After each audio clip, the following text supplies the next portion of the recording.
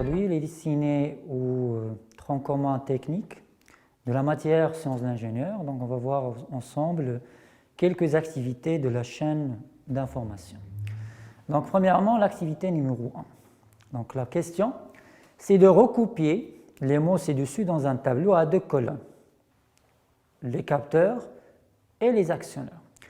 Je rappelle d'abord qu'est-ce qu'un capteur et qu'est-ce qu'un actionneur. Alors, le capteur, c'est tout simplement un détecteur ou un organe physique, qui va détecter un événement physique, il va les transformer et convertir en un signal électrique exploitable par la partie commande. Pour les actionneurs, donc, ce sont des organes qui vont faire l'action et qui vont faire la conversion des énergies. Donc là, vous avez la sonde d'humidité, les ventilateurs, les détecteurs de présence, les télécommandes, les boutons poussoirs, les moteurs électriques, les capteurs de lumière, les détecteurs d'obscurité, les vérins, les voyants et les résistances chauffantes. Alors, quels sont les organes ou les éléments sous forme d'un capteur et qui vont faire le rôle d'un actionneur? Alors, premièrement, on commence par les actionneurs. Donc là, les actionneurs que vous avez déjà utilisés ou déjà vus, vous avez par exemple le vérin qui va faire la conversion d'énergie pneumatique en énergie plutôt mécanique de translation. Il y a aussi les moteurs électriques qui vont faire la conversion d'énergie électrique en énergie mécanique. Il y a aussi les résistances chauffantes qui vont faire la conversion électrique thermique. Il y a aussi les ventilateurs, oui. Donc là, vous avez les ventilateurs, les moteurs électriques, les vérins et les résistances chauffantes. Alors, voilà, donc pour les actionneurs, vous avez les moteurs électriques, les vérins, les voyants, le ventilateur, les résistances chauffantes. Pour les capteurs, vous avez les détecteurs de présence qui vont détecter la présence d'une pièce, par exemple, les détecteurs ou les capteurs d'obscurité. Vous avez les capteurs de lumière, les sondes d'humidité ou les capteurs d'humidité. Vous avez les télécommandes que vous pouvez utiliser dans n'importe quel système automatisé et vous avez les boutons poussoirs. Maintenant, l'activité numéro 2.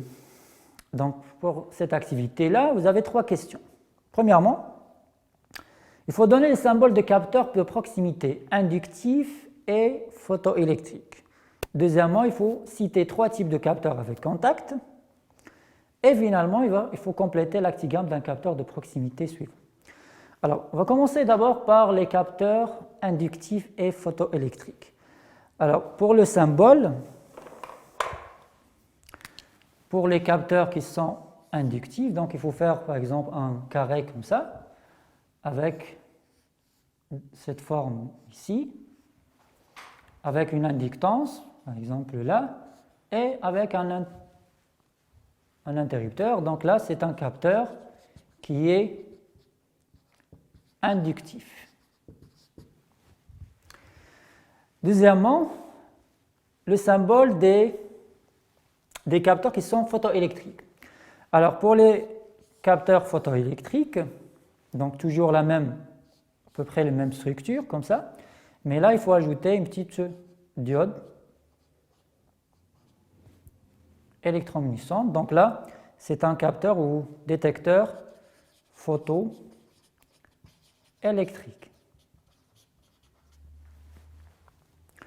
Deuxième question, citer 3 types de capteurs avec contact. Alors, les capteurs avec contact, je rappelle d'abord le rôle de ces capteurs-là. Alors, les capteurs, on a dit déjà que le capteur est un dispositif capable de détecter un événement physique où il est converti en signal électrique exploitable par la partie commande. Mais il y a 2 types de capteurs TOR. Vous avez les capteurs avec contact et sans contact. Alors, avec contact, donc je vais faire 3 types. Vous avez les capteurs à boutons, les capteurs à boutons poussoirs, capteurs à galets et capteurs à galets ISCA modal, par exemple. Donc il y en a plusieurs. On peut peut ajouter par exemple les capteurs à antenne. Voilà. Troisième type, ou plutôt troisième question, c'est compléter l'actigramme d'un capteur de proximité.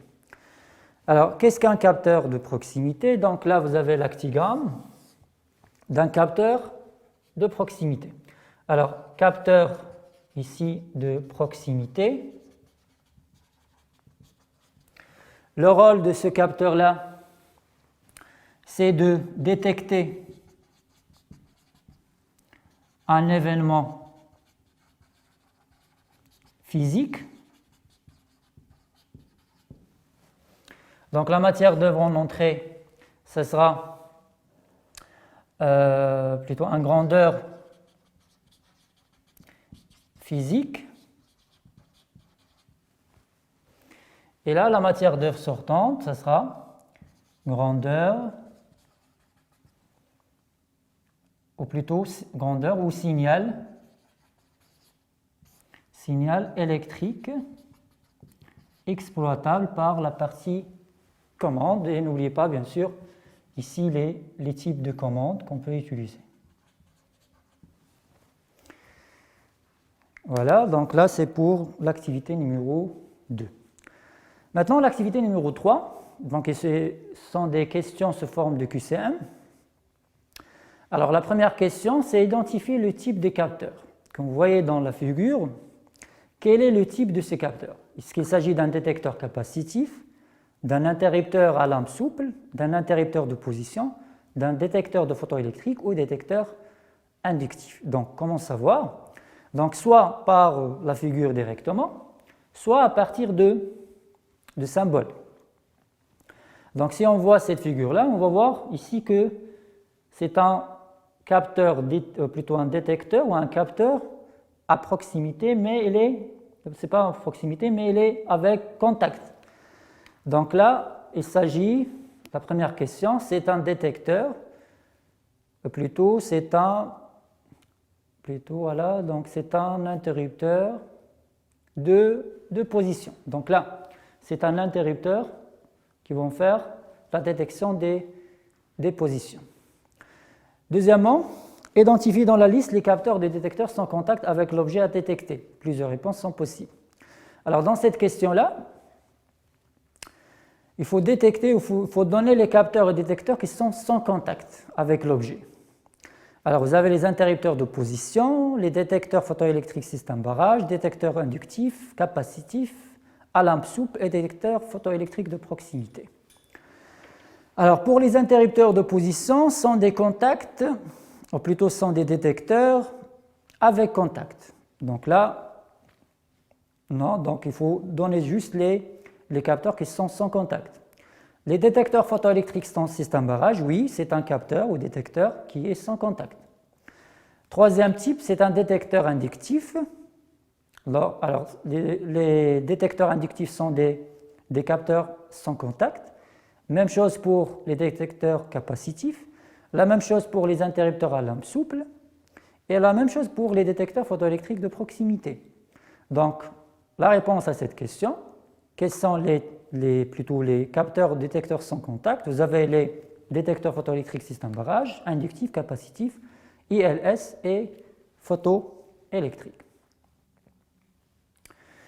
Alors, troisième à sixième question. Donc, pour les questions 3 à 6, identifiez les détecteurs parmi les propositions suivantes. Donc, il faut donner quel est l'interrupteur de position, quel est le détecteur inductif, quel est le détecteur capacitif, le détecteur photoélectrique et l'interrupteur à lampe souple.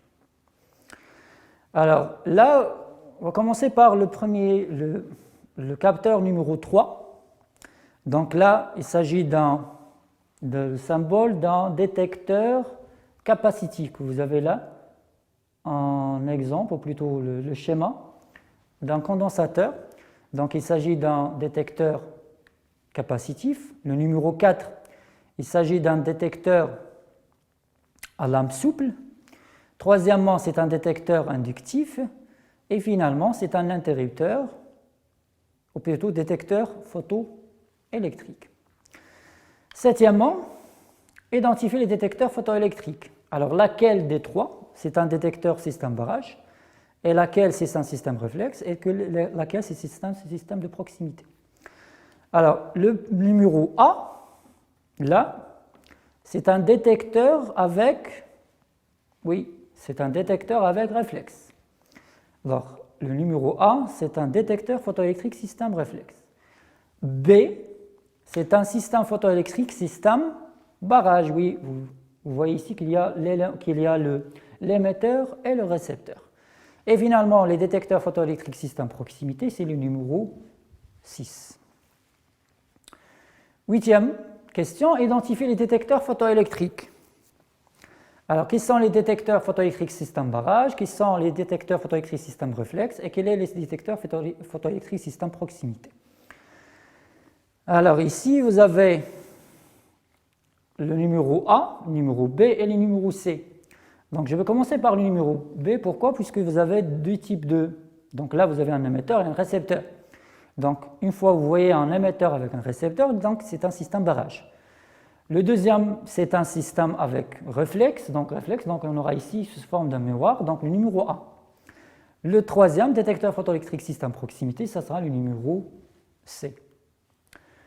Ou la lettre C plutôt. Alors, la neuvième question, identifier les détecteurs photoélectriques et leurs symboles, associer les détecteurs et leurs repères. Alors, laquelle, ça sera le schéma ou la présentation d'un détecteur photoélectrique système barrage, réflexe ou proximité. Alors, comment distinguer entre les trois? Donc, je vais commencer d'abord par le numéro 1, là, puisqu'il s'agit d'un émetteur avec récepteur. Donc, on a déjà dit qu'un émetteur avec un récepteur, il s'agit d'un capteur ou d'un détecteur qui va faire le système barrage. Donc, le numéro 1, ça sera pour un détecteur photoélectrique système barrage. Le détecteur photoélectrique système reflet, donc là, vous avez un type de miroir comme ici. Donc, le numéro 2, ça sera détecteur photoélectrique système réflexe. Et finalement, vous avez un émetteur et un récepteur en même temps, c'est un détecteur photoélectrique système de proximité. Le numéro 10, alors le détecteur de proximité inductive est employé pour faire quoi? Donc la détection de quoi? Des objets métalliques, des objets réfléchissants, tous les matériaux y compris les liquides, des champs magnétiques ou des objets opaques. Alors on a déjà vu dans le cours que les détecteurs de proximité inductifs ont comme rôle de détecter seulement les objets qui sont métalliques. La 11e question, les détecteurs de proximité capacitive sont employés pour faire quoi? Est-ce que pour détecter des objets réfléchissants, des champs magnétiques, des objets métalliques, des objets opaques ou tous les matériaux y compris les liquides? Alors, on a déjà vu que les détecteurs de proximité capacitive sont des détecteurs qui vont faire la détection de tous les matériaux, y compris les liquides. Donc, il faut répondre à la dernière question, plutôt la dernière réponse.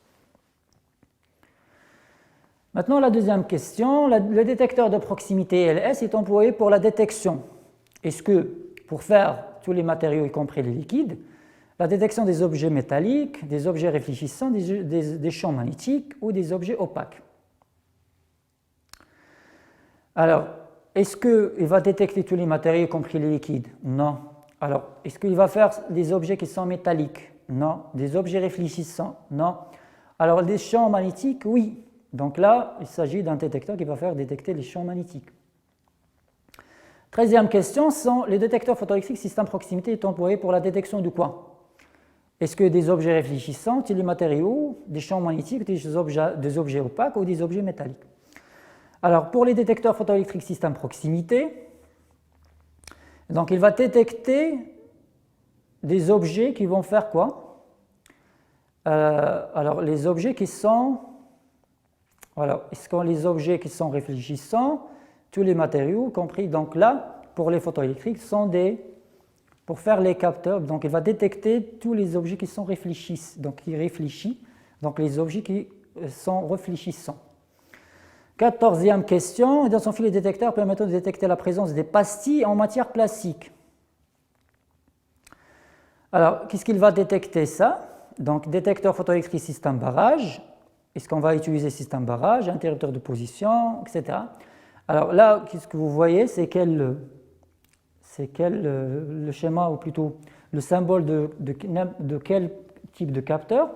C'est un capteur photoélectrique, oui, c'est un capteur photoélectrique de système reflet. Oui, c'est le numéro 1, 2, 3, 4, 5. Oui, cinquième détecteur photoélectrique système reflet. Alors, pour les questions 15 à 20, identifiez les détecteurs parmi les propositions suivantes. Alors, la question 15, identifiez les détecteurs permettant de détecter la position rentrée de la tige du vérin. Alors, laquelle? Ce sera notre détecteur qui va permettre de détecter la position rentrée de la tige du vérin. Alors, vous voyez là, il s'agit de quoi? Symbole de quoi? Oui, c'est ça. Donc, c'est un interrupteur. On va voir ici, détecteur capacitif, inductif, photoélectrique système barrage. Voilà, donc, voilà, c'est le numéro 7. Ici, c'est un interrupteur à lame souple, le ILS. La question 16, identifier le détecteur qui va permettre de détecter la présence des passifs dans la rampe d'alimentation. Donc, vous pouvez le savoir directement sur cette figure-là. Oui, il s'agit d'un détecteur photoélectrique de quel type? Voilà, donc c'est le numéro 5. C'est un détecteur photoélectrique système barrage. Oui, pour la 17e question. Identifier le détecteur permettant de détecter la position de plateau en aluminium moulé. Alors là, il s'agit de quoi? Donc les objets qui sont métalliques. Qu'est-ce qu'on a dit déjà? Que les détecteurs qui vont détecter ou capter tout ce qui est métallique sont les capteurs, voilà, sont des détecteurs inductifs, c'est le numéro 3. La question 18, identifier le détecteur qui permet de détecter la position de la tige de vérin, ergot de contact sur la tige de guidage. Alors, vous voyez là, c'est le symbole de quoi? Oui, c'est ça. C'est un symbole de détecteur avec contact, mais c'est quel type? Voilà, donc c'est un interrupteur de position, le numéro 1. Oui. Alors, 19e question, identifier le détecteur qui permet de détecter la position rentrée de la tige du vérin. Oui, donc laquelle? Ça sera notre détecteur. Alors, qu'est-ce qu'il nous reste? Il nous reste quoi? Alors, il nous reste détecteur photoélectrique système reflet. Oui, donc il nous reste encore l'interrupteur de position, détecteur photoélectrique système proximité, détecteur photoélectrique système barrage et système reflet. Donc là, pour la 19e question, oui, c'est ça, ça sera un interrupteur à lame souple, numéro 7. Le 20e, identifier le détecteur qui permet de détecter la présence d'un liquide. Qu'est-ce qu'on a dit déjà? Que le capteur qui va détecter tout ce genre de pièces ou même les liquides, oui, c'est ça, donc c'est un détecteur capacitif, le numéro 2. Passons maintenant à l'activité numéro 4. Alors, la mise en situation, donc, c'est une imprimante jet d'encre ayant les éléments suivants. Donc, vous avez trois, S1, S2, S3. S1, c'est comme bouton marche-arrêt. S2, comme capteur de présence du papier. S3, capteur de présence de cartouche. R, la lampe rouge. V, c'est la lampe verte. Alors, la lampe R s'allume pour deux cas suivants. Premièrement, imprimante en marche et pas de papier. Donc, imprimante en marche, S1 égale à 1 et pas de papier, S2 égale à 0. Ou imprimante en marche, S1 égale à 1 et cartouche vide, S3 égale à 0. Donc, on a deux conditions que séparent par un ou. Alors, la question maintenant, remplir la table de vérité de la sortie R. Donc là, il faut dresser d'abord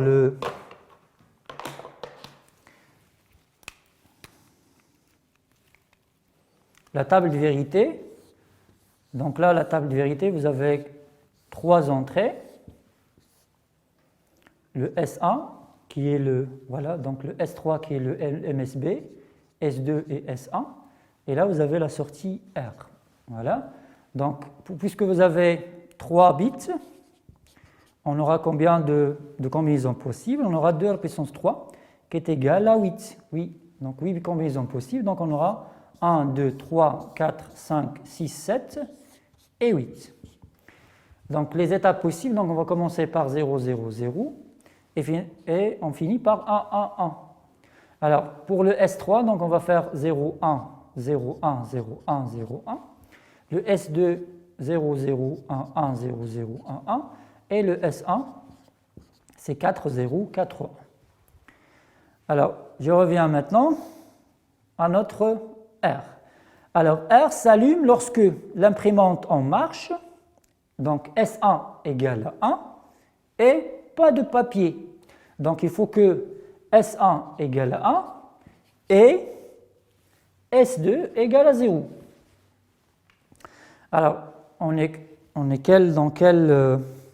donc, le S1 égale à 1 et le S2 égale à 0. Voilà, donc vous avez là et celle-là.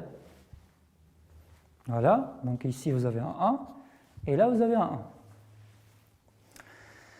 Deuxièmement, l'imprimante en marche, ça veut dire S1 égale à 1, S1 égale à 1 et le S3 égale à 0. Alors le S1 égale à 1 et le S3 égale à 0, c'est celle-là, oui. Donc là, vous avez 3 1. Donc les autres sont des 0. Alors la deuxième question, déduire alors l'équation de la sortie R. Alors, comment avoir la sortie R? Alors, le R est égal, donc il faut compter le nombre de 1, donc vous avez 1, 2 et 3. Alors, dans ce cas, pour le premier 1, alors, le premier 1, donc R égale S3 bar, donc il faut, vous voyez un 0, il faut que S3 sera égal à S3 inversé, donc au complément de S3, le S2 bar et le S1. Deuxième, ça sera S3, S2 bar, oui, S1. Et troisième, ça sera quoi? Le S3 bar, S2, S1. Voilà. Alors, pour la troisième question, on donne l'équation de R, S1, c'est S1 facteur de S2 bar plus S3. Tracer son schéma à contact. Alors, l'équation qu'on a,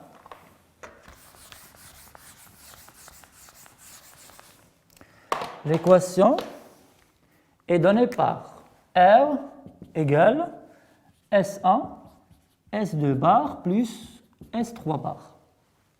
La question, c'est de donner le schéma à contact.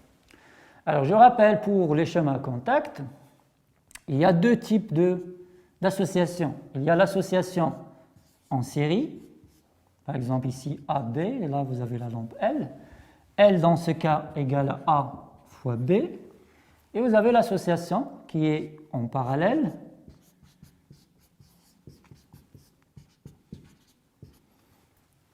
Alors ici, l'association, donc A plus B dans ce cas. Alors dans notre cas, le R égale à S1 facteur de S2 bar plus S3 bar. Alors, on va faire par exemple ici la sortie R. Alors là, vous avez le S1.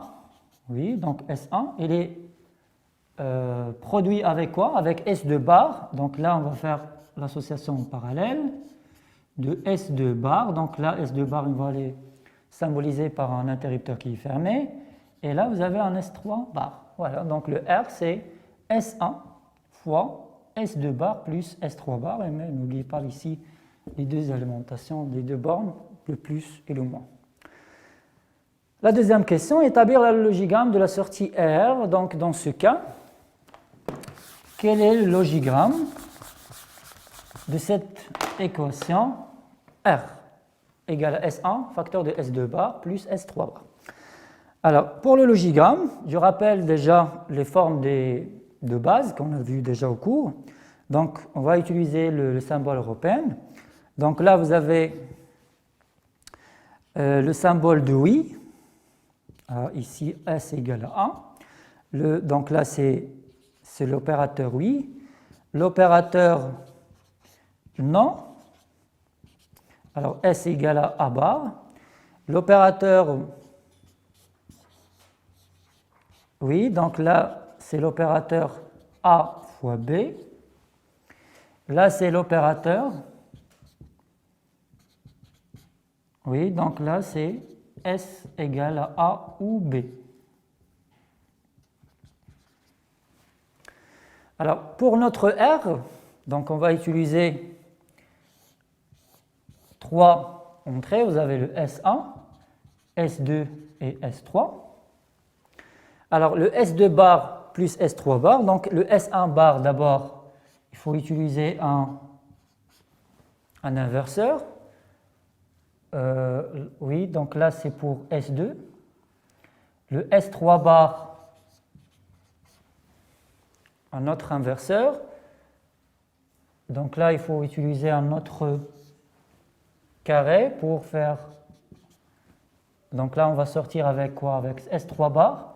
Là avec, plutôt ici, S2 bar. Là c'est S3 bar. Là on va sortir avec S2 bar plus S3 bar. Fois le S1, donc le S1, il est là. Voilà, donc on va utiliser,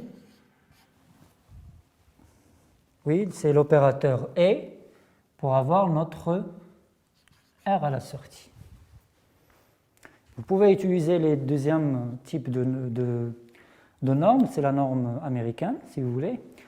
Alors, troisième question, soit le logigramme suivant. Alors, la question, c'est de trouver l'équation de la sortie L en fonction de A, B et C. Alors, le L1 d'abord. Le L1 est égal à combien?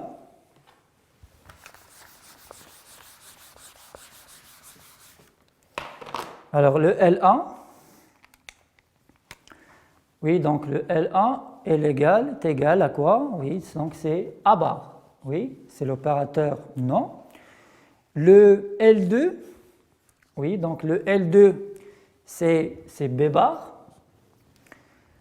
Le L3, oui, c'est ça, donc le L3 est égal à quoi? Donc est égal à L1 fois L2, oui, en même temps, c'est A bar fois B bar. Le L4, oui, donc le L4, c'est toujours l'opérateur et, donc c'est L2 fois quoi? Donc fois C, donc c'est B bar fois C. Et finalement le L c'est L2, plutôt L3 plus L4, donc c'est A bar, B bar plus B bar C. Voilà. Passons maintenant à l'activité numéro 5. Alors, dans cette activité, vous avez une chambre. Donc, dans cette chambre, nous devons avoir la possibilité d'allumer ou d'éteindre l'ampoule L qui est là. Alors, l'ampoule L, elle est commandée par deux interrupteurs, le A et le B. Alors, L, quel que soit l'interrupteur utilisé, soit A, soit B, ou les deux en même temps. Donc, L sera allumée dans 3 cas. Soit A égale à 1 et B égale à 0, soit B égale à 1 et A égale à 0, soit les deux en même temps. Alors la question 1, c'est remplir la table de vérité. Alors la table de vérité ici,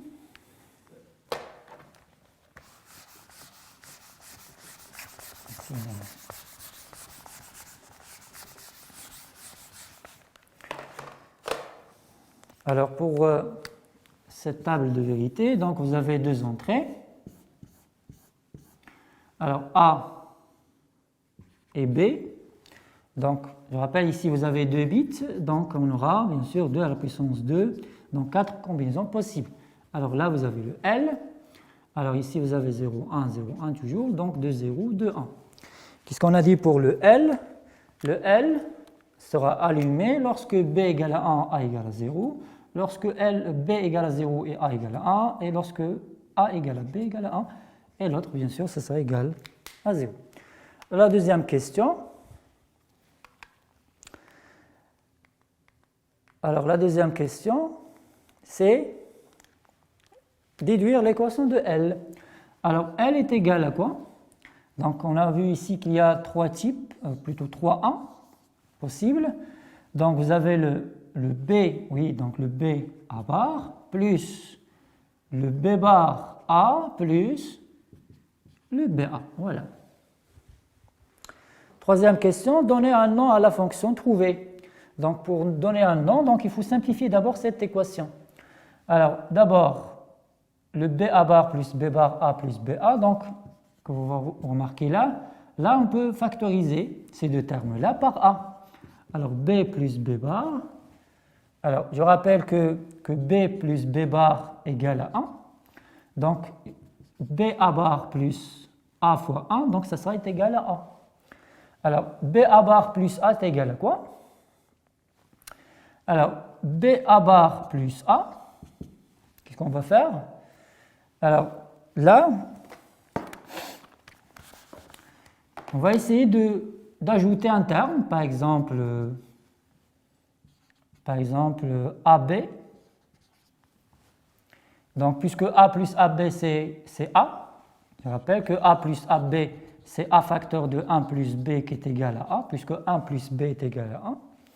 Alors, les deux termes ici, on va factoriser par B, donc A plus A bar plus A. Alors, c'est B plus A. Alors, L est égal à B plus A. Alors, maintenant, la question 3, quel est le nom de cette fonction? Oui, alors L, c'est un opérateur. Oui, c'est un opérateur. C'est l'opérateur ou, voilà, ou la somme logique.